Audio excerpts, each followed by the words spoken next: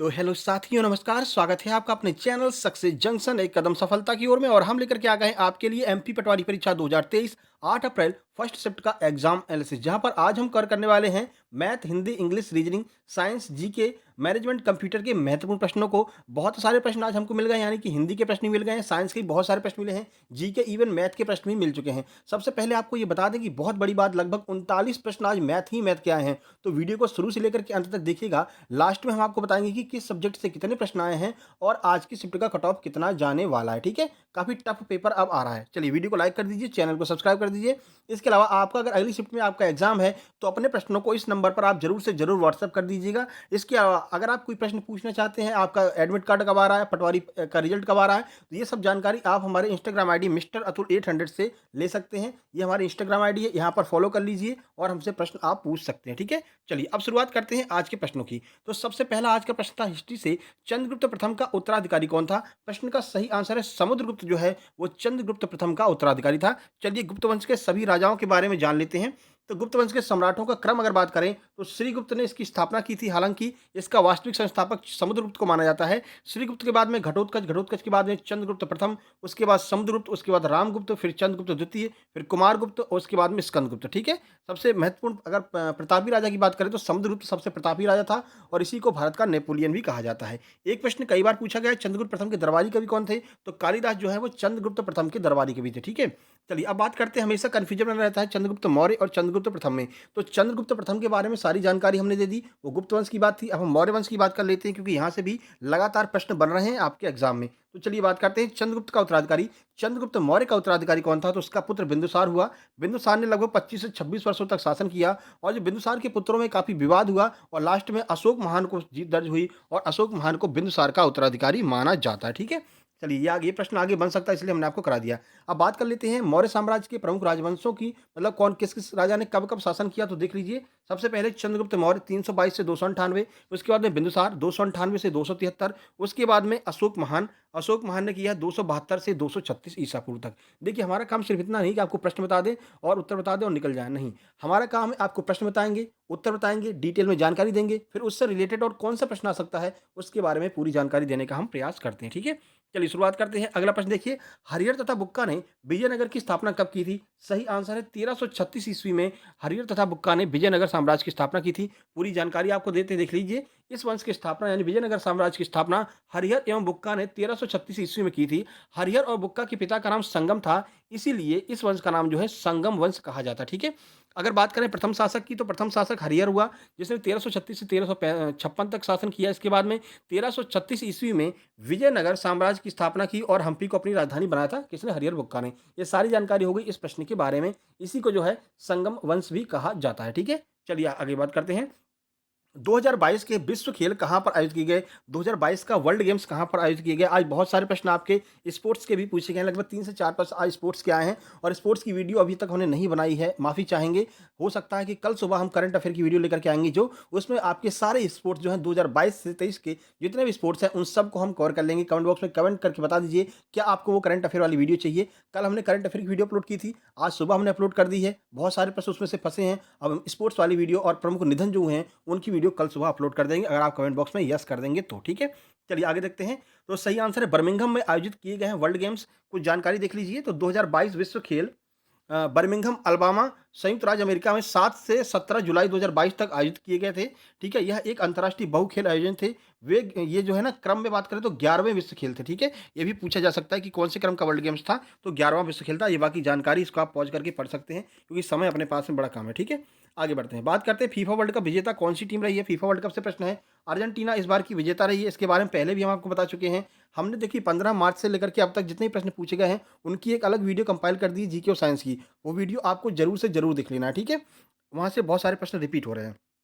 चलिए, कतर में 18 दिसंबर को खेले गए फीफा वर्ल्ड कप के फाइनल में अर्जेंटीना ने फ्रांस को 4-2 से हरा करके 36 साल बाद ये खिताब जीत लिया। तो किसने जीता? अर्जेंटीना ने। किसको हराया? फ्रांस को हराया। बस इतना आपको ध्यान रखना है। ठीक है, चलिए आगे बढ़ते हैं। फीफा की शुरुआत 1930 में हुई थी। वर्ष 1942 और 1946 को छोड़ करके ये खेल जो है वो लगातार होते रहे हैं। अर्जेंटीना ने तीसरी बार, याद रखिएगा, अर्जेंटीना ने तीसरी बार, ठीक है, तीसरी बार जो है ये जो है जीत लिया। इस बार जो है कब? तीसरी बार अर्जेंटीना ने जीता। ठीक है, चलिए आगे बढ़ते हैं और अगला प्रश्न देखते हैं। अगला प्रश्न है लियोनेल मेसी लियोनेल मेसी का संबंध किस खेल से है? तो लियोनेल मेसी फुटबॉल खेलते हैं, आपको पता भी होगा इस बार के जो है सितारे रहे हैं, चैंपियन रहे हैं इस बार के फीफा वर्ल्ड कप गेम्स के। तो फुटबॉल के इतिहास में सबसे बेहतरीन गोल स्कोरर के रूप में लियोनेल मेसी ने पूरी दुनिया में अपनी पहचान बनाई है, जो उन्हें सभी खिलाड़ियों से अलग करती है। उन्होंने अपने क्लब और देश के लिए 750 से भी अधिक गोल किए हैं, ठीक है? फीफा वर्ल्ड कप फाइनल में लियोनेल मेसी मैच के हीरो रहे और वो अर्जेंटीना के कप्तान भी हैं। ये सारी जानकारी आपको लियोनेल मेसी के बारे में हो गई। आगे इसमें कोई भी प्रश्न बनेगा, अब क्या है स्टेटमेंट और अजम्पशन वाले प्रश्न ही बन रहे हैं, तो वो भी आप यहाँ से कर सकते हैं। हमारा यही उद्देश्य रहता है कि अगर स्टेटमेंट वाले प्रश्न आए तो उसको भी आप आराम से सॉल्व कर सकें, कोई दिक्कत नहीं हो, इसलिए पूरा डिटेल में आपको हम जानकारी देते हैं। अगला देखिए, शिक्षा के अधिकार को किस संविधान संशोधन के द्वारा भारतीय संविधान में शामिल किया गया? तो 86वें संविधान संशोधन के द्वारा भारतीय संविधान में जो है शिक्षा के संशोधन को जो है शामिल किया गया था, ठीक है? शिक्षा के अधिकार को। तो भारत में शिक्षा का अधिकार संविधान के अनुच्छेद 21 ए के अंतर्गत मूल अधिकार के रूप में उल्लिखित है, ठीक है? 2 दिसंबर 2002 को संविधान में 86वां संविधान संशोधन किया गया था और इसके अनुच्छेद 21 ए के तहत शिक्षा को मौलिक अधिकार भी बना दिया गया था। ये सारी जानकारी आपको इस प्रश्न के बारे में हो गई। थोड़ा-सा आज हम स्पीड ज़्यादा रख रहे हैं क्योंकि प्रश्न हमारे पास में बहुत हैं और आपको कम समय में पूरी जानकारी देनी है, ठीक है ना? चलिए आगे बढ़ते हैं। अरुणाचल प्रदेश का लोक नृत्य पूछा गया था, तो अरुणाचल प्रदेश का जो लोक नृत्य है, जो महत्वपूर्ण फ़ेमस है, वो है शेर और मयूर नृत्य, ठीक है? अरुणाचल प्रदेश के अन्य जो कौन-कौन से लोक नृत्य हैं, उनके बारे में आपको बता देते हैं और हिमाचल के भी बता देते हैं क्योंकि यही जो लोक नृत्य हैं, वो रह गए थे। बाकी सभी राज्यों के लोक नृत्य के बारे में हम प्रीवियस वीडियो में करा चुके हैं। जब से हमने इसको एग्ज़ाम ऐसे शुरू कराया है, जो-जो राज्यों के लोक नृत्य आते जाते हैं, उनके हम पूरे लोक नृत्य जो है उस राज्य के बताते जाते हैं, ठीक है? देखिए, अरुणाचल प्रदेश की अगर हम बात कर लें, तो विभिन्न लोक नृत्य हैं, कौन-कौन से हैं? पोंग नृत्य है, दामिंडा है, वांचो है, डांस है, तापू नृत्य है, बारडो छम है और खामटी नृत्य। ये सारे के सारे अरुणाचल प्रदेश के हैं, ठीक है? उसके बाद हिमाचल प्रदेश भी देख लेते हैं, तो हिमाचल प्रदेश के हैं राक्षस राक्षस, कायांग, बकयांग, बरांगू, जटारू, जोहार, सांड और साबू और बाकी ये सब दिए हुए हैं। नाटी इसका महत्वपूर्ण है, नाटी याद रखिएगा। झंझार, झूर, घी और आसा, ये सारे के सारे हिमाचल प्रदेश के हैं, ठीक है? चलिए आगे बढ़ते हैं। इतना मेहनत आपके लिए कर रहे हैं, वीडियो को लाइक कर दीजिए और चैनल को सब्सक्राइब करके नोटिफिकेशन बेल जरूर दबा लीजिए, ठीक है? चलिए, इनमें से कौन सी रचना रामचंद्र शुक्ल की है? रामचंद्र शुक्ल की रचना पूछी गई थी। सही आंसर इसका चिंतामणि। अब रामचंद्र शुक्ल की प्रमुख रचनाएं देख लेते हैं क्योंकि ऑप्शन अपने पास में है नहीं कि क्या पूछा गया था, लेकिन सारी रचनाएं हम यहाँ पर कवर कर लेते हैं। तो निबंध की बात करें तो इनकी निबंध है चिंतामणि भाग 1 और भाग 2, ठीक है? उसके बाद विचार वीथी भी इनकी रचना है। इतिहास की बात करते हैं तो हिंदी साहित्य का इतिहास, ये भी इनकी रचना है। आलोचना की बात करते हैं तो सूरदास और रश्मि मानसा और त्रिवेणी, ये भी तीनों रचनाएं जो है वो रामचंद्र शुक्ल की हैं। संपादन की बात करते हैं तो जायसी ग्रंथावली, तुलसी ग्रंथावली, भ्रमर गीत सार, हिंदी शब्द सागर, काशी नगरी, प्रचारणी पत्रिका और आनंद कादम्बरी, ये सारी की सारी रचनाएं जो हैं वो रामचंद्र शुक्ल जी की हैं, ठीक है? चलिए आगे बढ़ लेते हैं। लॉर्ड हार्डिंग पर बम फेंकने के आरोप में किसे सजा हुई थी? तो बाल मुकुंद को इसमें जो है सजा हुई थी। सजा बोली गई है, इसके ये नहीं पूछा गया किसका हाथ था। तो रास बिहारी बोस का हाथ था, लेकिन सजा बोला गया है तो बाल मुकुंद को जो है सजा हुई थी फांसी की। बाकी इनके साथ में 3 और लोगों को सजा हुई थी। आइए पूरी जानकारी आपको देते हैं। तो अम्बाला की सेंट्रल जेल में अंग्रेजों द्वारा देशभक्तों को फांसी पर लटकाया गया, जिसमें शहीद मास्टर अमीचंद, शहीद भाई बाल मुकुंद, उसके अलावा शहीद अवध बिहारी और शहीद बसंत कुमार विश्वास जो है शामिल हैं। इन 4 लोगों को होर्डिंग पर बम फेंकने के आरोप में जो है फांसी दी गई थी। अब आप कन्फ्यूज़ कहाँ से करते हैं? आप कन्फ्यूज़ करते हैं खुदीराम बोस को, सर फिर क्यों? उन्होंने भी तो कहीं पर बम फेंका था, वो भी हम आपको बताते हैं, ठीक है? इन्हें जो है 23 दिसंबर 1912 को लॉर्ड हार्डिंग पर दिल्ली में बम फेंकने पर 11 मई 1915 को अम्बाला की सेंट्रल जेल में फांसी दी गई थी। बात खुदीराम बोस की करें तो खुदीराम बोस ने किंग्स फोर्ट पर जो है बम फेंका था, ये आपको याद रखना है। उसमें किंग्स फोर्ट बच गया था और जो है इंग्लैंड का जो है कोई बैरिस्टर था, वो और उसकी पत्नी जो है इस हमले में मारे गए थे, ठीक है? चलिए आगे बढ़ते हैं। इतनी सारी जानकारी आपको दे रहे हैं, वीडियो पसंद आ रहा है तो मेरे भाई वीडियो को लाइक करके कमेंट बॉक्स में कमेंट करके जरूर बताइएगा कि ये वीडियो आपको कैसा लग रहा है, हमारा एग्जाम एनालिसिस आपको कैसा लगता है, ठीक है? निम्न में से किस महाद्वीप का लिंगानुपात सबसे कम है? बहुत ही डीप प्रश्न है, ठीक है ना? लेकिन आज हम आपको पूरे विश्व का लिंगानुपात पढ़ाने वाले हैं, ये समझ लीजिए, ठीक है? हम कहीं से भी ढूंढ करके लाएंगे लेकिन आपका आंसर लेकर के आएंगे, ठीक है? सबसे पहले सबसे तेज सही आंसर है अफ्रीका का लिंगानुपात सबसे कम है, 957 लिंगानुपात है अफ्रीका का। चलिए देखते हैं सबसे ज़्यादा किसका है, सबसे वृद्ध देश कौन सा, सबसे युवा देश कौन सा है, क्योंकि अब यहाँ से भी प्रश्न बन सकते हैं। तो सर्वाधिक लिंगानुपात यूरोप का है, ठीक है? यूरोप के लिंगानुपात की बात करते हैं तो 1072 जो है यूरोप महाद्वीप का लिंगानुपात है, ठीक है? उसके बाद आगे बढ़ें, चलिए और देख लेते हैं। सबसे वृद्ध जनसंख्या वाला जापान, सबसे वृद्ध जनसंख्या कहाँ पर पाई जाती है? तो जापान में सबसे वृद्ध जनसंख्या पाई जाती है। सबसे युवा जनसंख्या कहाँ की है? तो जो अफ्रीका है, अफ्रीका में सबसे ज़्यादा युवा जनसंख्या है, ठीक है? अफ्रीका महाद्वीप में। सबसे वृद्ध जनसंख्या वाला महाद्वीप कौन सा है? तो यूरोप जो है वो सबसे वृद्ध जनसंख्या वाला महाद्वीप है। अब देखिए, युवा पूछ लिया तो वृद्ध पूछ सकते हैं, ठीक है ना? कहाँ का लिंगानुपात कम है, कहाँ का ज़्यादा, ये भी पूछ सकते हैं। तो सारी जानकारी हमने आपको दे दी है, ठीक है? विश्व की साक्षरता दर 77% है, ये भी हम आपको बता देते हैं। आगे प्रश्न मिले तो जरूर टिक कीजिएगा। लीजिएगा, ठीक है। बाकी आपको एक बात और बता दें, एमपीएसआई वन रक्षक और एमपी पुलिस के लिए जो आपका मतलब कि फ्री ऑफ कॉस्ट तैयारी है वो हम आपको करवाने वाले हैं। जैसे जितने भी प्रश्न हमारे पास कंपाइल हो जा रहे हैं, यही प्रश्न रिपीट होकर के आपके एमपीएसआई वन रक्षक वगैरह में आएंगे। तो इसी के आधार पर करंट अफेयर, साइंस और जीके साइंस और आपका मैथ, रीजनिंग, इन सब की हम एक अलग-अलग प्रैक्टिस सेट शुरू कर देंगे। जहाँ तक है 25 तारीख से ये प्रैक्टिस सेट शुरू हो जाएँगे आपके, ठीक है? तो सब्सक्राइब करके नोटिफ़िकेशन बेल ज़रूर दबा लीजिएगा। आगे बढ़ते हैं, आम को पकाने के लिए किस गैस का प्रयोग किया जाता है? तो एथिलीन का प्रयोग किया जाता है। एथिलीन का आम को पकाने के लिए या फिर कोई भी फल पकाने के लिए इसी गैस का प्रयोग किया जाता है, ठीक है? कुछ जानकारी देख लीजिए। तो आम को पकाने के लिए एथिलीन गैस सुरक्षित व दुनिया भर में स्वीकृत है। गैस को कैन से स्प्रे करने में 24 से 48 घंटे में जो है जो आपका फल है वो पक जाएगा। 24 से 48 घंटे में। समय को ज़रूर याद रखिएगा क्योंकि समय भी आपका पूछा जाता है 24 से 48 घंटे में, ठीक है? बात करते हैं न्यूटन। तो न्यूटन के नियम से संबंधित जो है कोई प्रश्न था। चलिए न्यूटन के तीनों नियम आपको बता देते हैं। इससे पहले भी हम आपको ये नियम बता चुके हैं। तो पहले नियम में कोई वस्तु जब तक अपनी गति नहीं बदलेगी, जब तक उस पर कोई बाहरी बल नहीं लगाया जा सके, ये न्यूटन का प्रथम नियम है, ठीक है। दूसरे नियम में किसी वस्तु पर बल उसके द्रव्यमान गुणा उसके त्वरण के बराबर होता है, यानी एफ बराबर एम ए जो है ना, एफ बराबर एम ए। अपन को बल की परिभाषा कहाँ से मिली है? न्यूटन के दूसरे नियम से मिली है। ये प्रश्न भी पूछा गया है। एफ बराबर एम ए, ये आपका न्यूटन का दूसरा नियम है, ठीक है। बात करते हैं तीसरे नियम की। तो तीसरे नियम पर जब दो वस्तुएं परस्पर क्रिया करती हैं तो वो एक दूसरे पर समान परिमाण और विपरीत दिशा में बल लगाती हैं। क्रिया प्रतिक्रिया का जो नियम है वो न्यूटन का तीसरा नियम है। गोली बंदूक से चलती है तो पीछे चले जाते हैं, न्यूटन का तीसरा नियम है। नाव पर उतरते हैं, नाव पीछे चली जाती है, ये भी न्यूटन का तीसरा नियम है। ये सारे एग्जाम्पल भी हमने आपको बता दिए हैं, ठीक है। चलिए, सोडियम बाइकार्बोनेट का रासायनिक फॉर्मूला पूछा गया था। तो NaHCO3 सोडियम बाइकार्बोनेट का रासायनिक फॉर्मूला होता है। सोडियम बाइकार्बोनेट एक कार्बनिक यौगिक है। इसे मीठा सोडा या फिर खाने का सोडा या फिर बेकिंग सोडा भी कहा जाता है। आणविक सूत्र है NaHCO3। अन्य नाम इसे खाने का सोडा कहा जाता है, ठीक है, बता दिया हमने आपको। बाकी IUPAC नाम भी देख लीजिए क्योंकि प्रश्न डीपली बन रहे हैं, तो अब प्रश्न डीपली बनेंगे आपके एमपीएसआई और वन रक्षक में भी। तो सोडियम हाइड्रोजन कार्बोनेट इसका जो है IUPAC नाम होता है। चलिए आगे बढ़ते हैं। ग्रीन हाउस प्रभाव से संबंधित एक प्रश्न था कि कौन सी गैस भाग लेती है, कौन सी नहीं लेती है। और ये स्टेटमेंट एंड अजम्पशन वाला प्रश्न था, मतलब कि ए और बी दोनों ऑप्शन सही हैं, बी और सी तीनों सही हैं, ऐसे करके प्रश्न आया था आपको स्टेटमेंट बना करके। तो चलिए पूरी जानकारी आपको देते हैं ग्रीन हाउस प्रभाव के बारे में। उत्सर्जन कौन है? तो carbon dioxide gas, nitrous oxide, methane, chlorofluorocarbon और बाष्प ओजोन, ये सारी गैसें जो हैं वो इसमें भाग लेती हैं, ठीक है। चलिए आगे बढ़ते हैं। तो ग्रीन हाउस गैसें ग्रह के वातावरण या जलवायु में परिवर्तन और अंततः भूमंडलीय ऊष्मीकरण के लिए उत्तरदायी होती हैं। इनमें सबसे ज़्यादा उत्सर्जन carbon dioxide, nitrous oxide, methane, chlorofluorocarbon, जल वाष्प, ओजोन आदि करती हैं, ठीक है। ये सारी गैसें याद रखिए। इनमें यही पूछा था इनमें से कौन सी गैस नहीं आती है, ठीक है। ये गैस सबसे ज़्यादा होती है, नाइट्रस ऑक्साइड हंसाने वाली गैस है, ऐसा 4 जो है बना करके दिया था।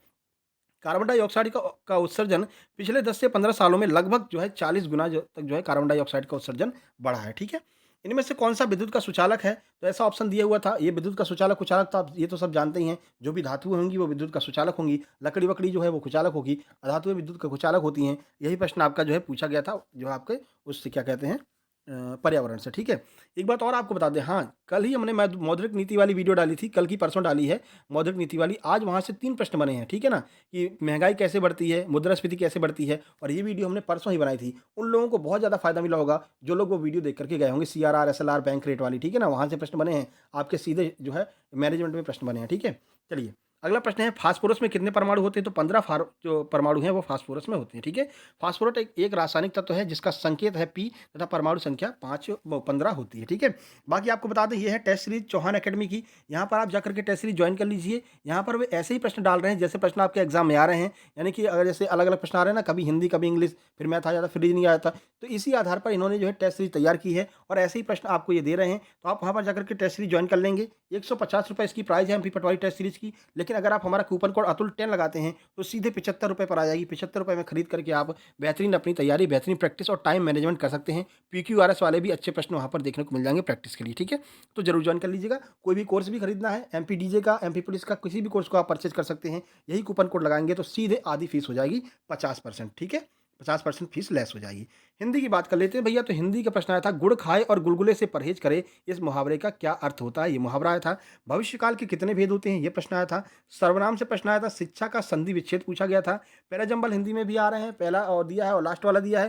फिर उसको क्रम से लगाने के लिए जो है हिंदी में 3 से 4 प्रश्न आए थे, ठीक है। पर्यायवाची वर्तनी शुद्धि 8 से 10 प्रश्न वर्तनी के आ रहे हैं, ठीक है। और शुद्ध अशुद्ध के 2 से 3 प्रश्न शुद्ध वाक्य और शुद्ध अशुद्ध वाक्य के भी आ रहे हैं। अलंकार के 2 प्रश्न, शुद्ध अशुद्ध 3, विलोम 2, उपसर्ग प्रत्यय 2 और कर्मवाच्य कर्तवाच्य का 1 प्रश्न देखने को मिला था। चलिए बात रीजनिंग की कर लेते हैं, तो आज भी साइलॉग के 3 प्रश्न हैं। एक प्रश्न डाइस से आया है, सिटिंग जो है ना सर्किल में नहीं था आज। आज सर्किल में ना बैठा करके उत्तर की तरफ मुँह करके जो है बैठाया गया था ऐसे लाइन में, ठीक है ना? उत्तर की तरफ मुँह करके कुछ लोग बैठे हुए थे, वहाँ से प्रश्न था। कथन निष्कर्ष के 3 प्रश्न आए हैं, कोडिंग आज भी 5 से 6 नंबर की कोडिंग आई है। आज रैंकिंग बढ़ गई है, 2 प्रश्न रैंकिंग के आए हैं। नंबर सीरीज़ के 4 प्रश्न और ब्लड रिलेशन का 1 प्रश्न और वाटर इमेज भी आज पूछी गई है। फिगर काउंटिंग का कोई प्रश्न आज नहीं आया है।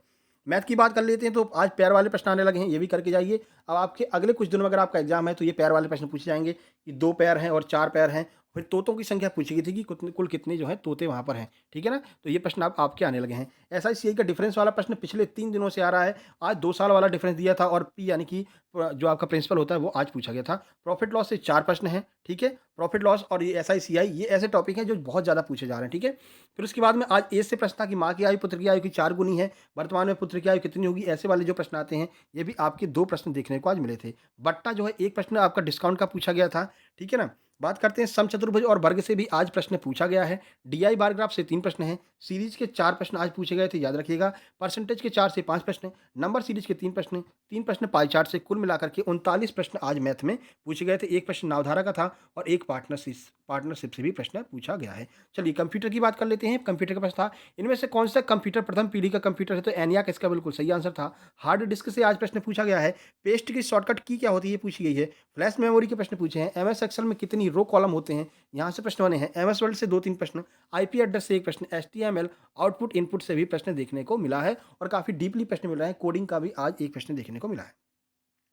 मैनेजमेंट की बात कर लेते हैं, तो यही हमारा टॉपिक है। इकोनॉमिक्स के 3 प्रश्न आए थे, ठीक है ना? जो हमने आपको एसएलआर, सीआरआर वाली वीडियो कराई है, परसों हमने अपलोड किया, जाकर के जरूर देख लीजिए। आज सीधे-सीधे यहाँ पर 2 प्रश्न पूछे गए हैं। मौद्रिक नीति में का एक वर्तमान दर वाला कोई प्रश्न था, चाहे वो सीआरआर पूछी हो या फिर बैंक रेट, बेस रेट कुछ पूछी होगी, ठीक है ना? तो एक जो है रेट का प्रश्न आया था और मुद्रास्फीति कब बढ़ेगी? मुद्रास्फीति का मतलब वही महँगाई हमने आपको समझाई थी कि ये चीज़ बढ़ जाएगी तो ब्याज बढ़ जाएगा, ब्याज बढ़ जाएगा तो महँगाई बढ़ जाएगी, खाने की चीज़ें बढ़ जाएँगी तो महँगाई बढ़ जाएगी। ऐसे करके पूरा हमने उसमें समझाया, तो एक बार जाकर के ज़रूर देख लीजिएगा, क्योंकि इकोनॉमिक्स जो है ना हमारा सब्जेक्ट रहा है। इकोनॉमिक्स को हम बेहतरीन तरीके से पढ़ाते हैं, ठीक है?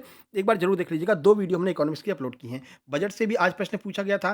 ट्रायल बैलेंस क्या होता है? ट्रायल बैलेंस को कहाँ पर लिखेंगे? कोई चीज़ लेकर के आते हैं तो ट्रायल बैलेंस में उसको कहाँ पर लिखेंगे? ट्रायल खाते में कहाँ पर लिखेंगे? यहाँ से 2 प्रश्न आए थे। योजनाएँ पूछी गई थी आज, ठीक है? अकाउंटिंग के 3 प्रश्न, विपणन के 2 प्रश्न, नियोजन 3, केस स्टडी के भी 4 से 5 प्रश्न लॉजिकल वाले आ रहे हैं। इसकी वीडियो भी ऑलरेडी हम अपलोड कर चुके हैं। नहीं देखी है तो आप case study bye success junction करके सर्च करेंगे तो आपको दिख जाएगी, वहाँ पर आप प्रैक्टिस कर सकते हैं। वित्तीय प्रबंधन से भी 2 से 3 प्रश्न देखने को मिल रहे हैं। इंग्लिश की बात करते हैं, तो आज 6-7 नहीं, आज तो थोड़ा कम पीक्यूआरएस, लगभग 4 से 5 पीक्यूआरएस आए थे और आज सरल आए थे, वही वन लाइनर वाले। पीक्यूआरएस की हमने वीडियो डाल दी है, आपको पता है। ट्रिक के द्वारा हमने आपको पीक्यूआरएस को सॉल्व करना बताया है। इस वीडियो के अंत में आपको यहीं पर मिल जाएगी, क्लिक करके देख लीजिएगा, ठीक है ना? वो आपकी बहुत ज़्यादा हेल्प करने वाली। आज वन लाइनर पीक्यूआरएस पूछे गए थे। एक्टिव पैसिव के 4 से 5 प्रश्न थे। डायरेक्ट नरेशन के, डायरेक्ट और इनडायरेक्ट के 4 प्रश्न थे। एंटोसिने को भी 2 प्रश्न देखने को मिले हैं, एंटोनियम, सिनोनिम से, ठीक है? उसके बाद वन वर्ड आज पूछा गया था, आज इडियम्स नहीं था। वन वर्ड के 2 प्रश्न थे, फिलर का 1 प्रश्न था और स्पेलिंग चेक के 3 से 4 प्रश्न स्पेलिंग चेक के भी आ रहे हैं, ठीक है? और 1 प्रश्न नाउन का भी कॉमन एरर में देखने को मिला है। ओवरऑल बात करते हैं तो 75 प्लस प्रश्न जो हैं वो आपके मैथ रीजनिंग में हैं, जिसमें 39 प्रश्न आपके केवल और केवल मैथ के हैं, ठीक है? जीके साइंस के 43 प्रश्न हैं, जिसमें एग्जैक्ट 20 प्रश्न जो हैं वो आपके जीके के थे, जिसमें 7 से 8 प्रश्न जो हैं वो करंट अफेयर के थे। और करंट अफेयर की वीडियो 2 वीडियो हमने अपलोड की है, वहाँ से आज 3 से 4 प्रश्न देखने को मिले हैं। दोनों वीडियो जरूर देख लीजिएगा, ठीक है? और कल हम जो स्पोर्ट्स है और कुछ निधन वगैरह जो हुए हैं, उनकी वीडियो कल सुबह हम अपलोड कर देंगे। बस आप कमेंट बॉक्स में यस कर दीजिए, ठीक है? मैनेजमेंट के 18 प्रश्न एग्जैक्ट आए हैं, इंग्लिश के पूरे 25 और हिंदी के पूरे 25 अब आ रहे हैं, ठीक है? चलिए आगे बढ़ते हैं। बात करते हैं आज के कट ऑफ की, तो आज का कट ऑफ वही 132 से 135 के आसपास जाएगा, क्योंकि बहुत कम नंबर लोगों के आए हैं। आधे से ज़्यादा लोग तो वही 100 के अंदर में ही रह गए हैं, ठीक है ना? इतना कम कट ऑफ, मतलब इतना हार्ड पेपर आ रहा है, ठीक है? बाकी टेस्ट की हमने बता दी, चौहान अकेडमी पर टेस्ट सीरीज कोई भी कोर्स खरीद सकते हैं। पुलिस का, एमपीएसआई का, जंगल बैच, एमपीडीजे का चल रहा है, कन्हैया बैच, कोई भी बैच आप खरीद सकते हैं। अतुल 10 कूपन कोड लगाएंगे तो उस बैच की फीस सीधे 50% लेस हो जाएगी। लगभग शायद 800 रुपये का बैच है, ये कूपन कोड लगाते ही 400 का आपको पूरा बैच मिल जाएगा, एमपीडीजे वाला, ठीक है? चलिए, तो ये वीडियो आपको पसंद है, वीडियो को लाइक कर दीजिए।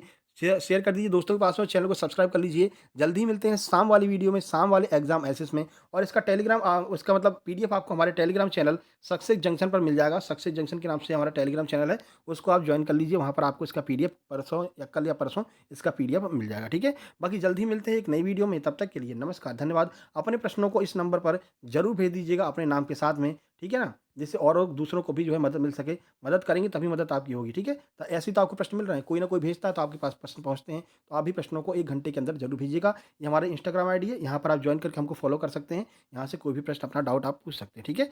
चलिए जल्द ही मिलते हैं, तब तक के लिए नमस्कार, धन्यवाद।